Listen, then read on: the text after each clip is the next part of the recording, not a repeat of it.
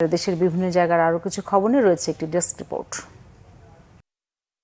বিশ্ব মেট্রোলজি দিবস পালন হয়েছে কুমিল্লায়। অতিরিক্ত জেলা প্রশাসক পঙ্কজ বড়ুয়ার সভাপতিত্বে সভায় স্বাগত বক্তব্য দেন বিএসটিআই কুমিল্লার উপপরিচালক কে এম হানিফ।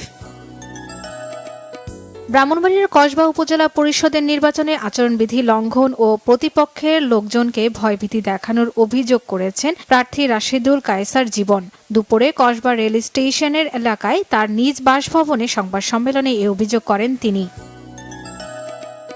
আখের সাথে সাথী ফসলের চাষাবাদ শীর্ষক মাঠ দিবস পালিত হয়েছে ফরিদপুরে। মধুখালী উপজেলার মথুরাপুরে এই আয়োজনে প্রধান অতিথি ছিলেন কৃষি মন্ত্রণালয়ের পরিকল্পনা উইংসের যুগ্ম সচিব শাহিন আক্তার।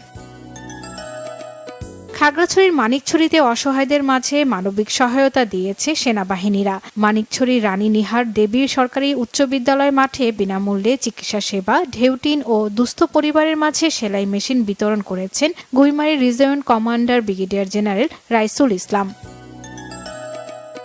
সাভার পৌর এলাকার শাহিনবাগের মাদ্রাসা প্রিন্সিপালের বিরুদ্ধে জোরপূর্বক প্রতিবেশীর জমি লিখে নেয়া, অন্যের জমি থেকে মাটি কেটে নেয়া সহ বিভিন্ন অভিযোগে সংবাদ সম্মেলন করেছেন ভুক্তভোগীরা। ঘণ্টাব্যাপী কর্মসূচিতে বক্তারা প্রিন্সিপালের কঠোর শাস্তির দাবি জানান।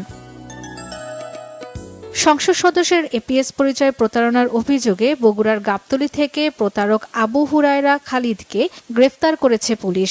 অভিযুক্ত খালিদের বিরুদ্ধে প্রতারণার অভিযোগে রাজধানীর পল্টন, সাভার ও নাটোরের সিংড়া থানায় একাধিক মামলা রয়েছে।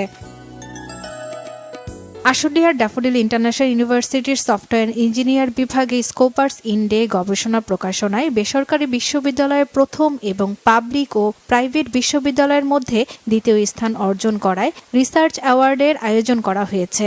এতে ভিডিও কনফারেন্সের মাধ্যমে বক্তব্য রাখেন বিশ্ববিদ্যালয়ের ট্রাস্টি বোর্ডের চেয়ারম্যান ডক্টর মোহাম্মদ সবুর খান।